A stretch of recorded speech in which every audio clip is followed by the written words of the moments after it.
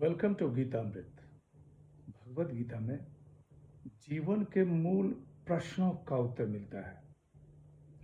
मैं कौन हूँ? आत्मा क्या है? आत्मा का स्वरूप कैसा है? गीतामृत में इन्हीं विषयों का वर्णन सरल शब्दों में। Gita is eternal science and researching Gita गेट अमृत। अहम ब्रह्मास्मि, मैं आत्मा हूँ। पिछले सेशन में चर्चा की थी अध्याय 14 का सारांश। आज के चर्चा का विषय है एक नया अध्याय, अध्याय 15, पुरुषोत्तम योग, the yoga of the supreme person. श्लोक 1।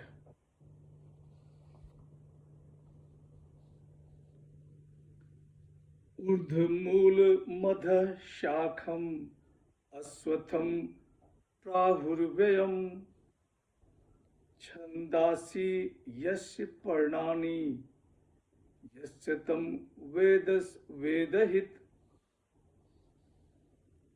श्री भगवान वाच। हे पार्थ, ऊपर की ओर मूल वाले तथा नीचे की ओर शाखा वाले जिस संसार रूप अश्वत्थ वृक्ष को अव्यय कहते हैं और वेद जिसके पत्ते हैं, उस संसार वृक्ष को जो जानता है वह संपूर्ण वेदों का जानने वाला है। The blessed Lord said, they speak of the imperishable Ashwatham as having its root above and branches below. Its leaves are the Vedas, and he who knows this is the knower of the Vedas. 14वें अध्याय में त्रय गुण, गुणों के लक्षण, गुणों के आचरण, गुणातीत होने के उपाय यह बताया गया। 15वें अध्याय में भगवान श्री कृष्ण पुरुषोत्तम तत्व का वर्णन कर रहे हैं। ऊर्ध्वमूल, ऊपर की ओर मूल वाले,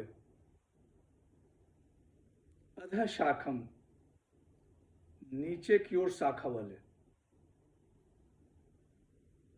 अश्वत्थ, क्षणभंगुर।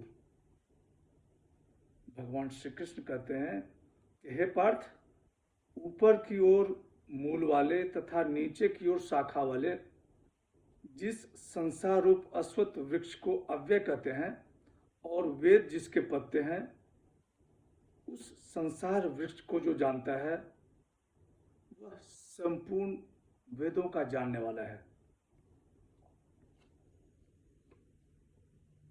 जगत को संसार वृक्ष की कल्पना करके भगवान श्री कृष्ण कहते हैं कि यह संसार वृक्ष ऊपर मूल और नीचे शाखा वाला है। ब्रह्म ऊपर, पृथ्वी लोक में बसने वाले मनुष्य, पशु पक्षी नीचे शाखे वाले हैं। वेद इसके पत्ते हैं। वेद ही इस संसार वृक्ष को काटने का उपाय बताते हैं।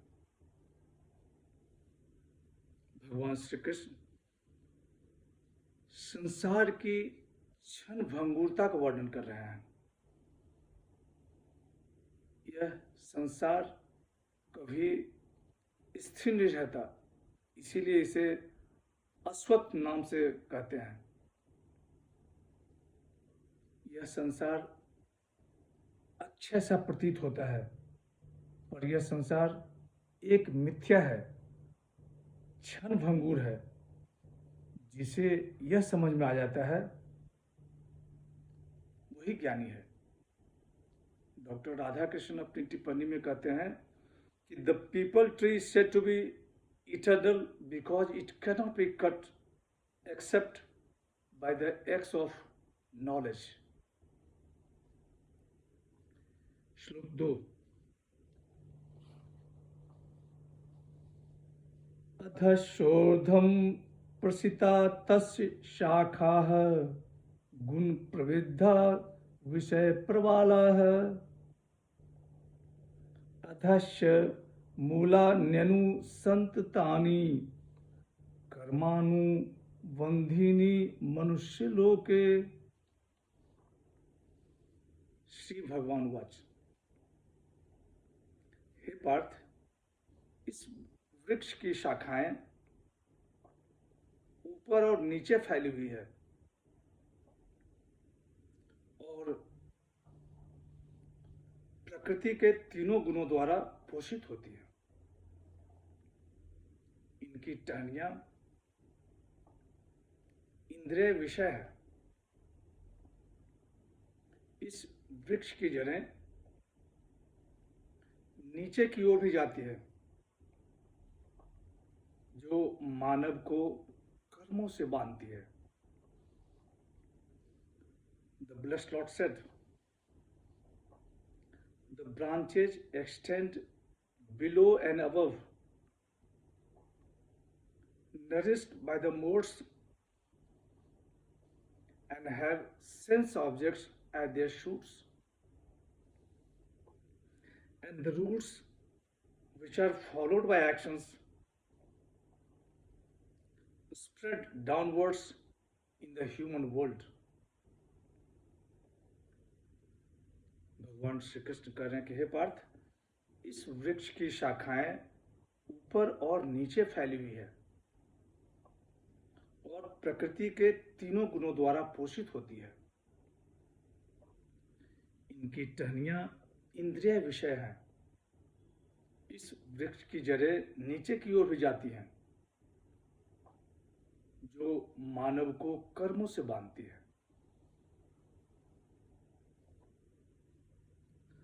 संसार वृक्ष की शाखाएं गुणों से पोषित होती है। जैसा गुण वैसा विषय चिंतन। इस संसार वृक्ष की टहनियां विषय चिंतन है। विषय चिंतन करते हुए मनुष्य संसार से संबंध विच्छेद नहीं कर सकता। संसार वृक्ष की शाखाएं ऊपर नीचे सर्वत्र फैली हुई है। मनुष्य ऊपर नीचे दोनों तरफ जा सकता है। ऊपर ब्रह्मलोक और नीचे पशु पक्षी योनिलोक। संसार वृक्ष को काटकर मनुष्य परमात्मा तक पहुंच सकता है। संसार वृक्ष को किस प्रकार काटा जा सकता है, इसका उपाय भगवान श्री कृष्ण आगे के श्लोक में बताते हैं। आज की चर्चा यहीं समाप्त करते हैं। अगले सेशन में चर्चा को और आगे बढ़ाएंगे। यदा यदा हि धर्मस्य ग्लानिर्भवति भारत अभ्युत्थानम् अधर्मस्य तदात्मानं सृजाम्यहम्। हरे कृष्ण।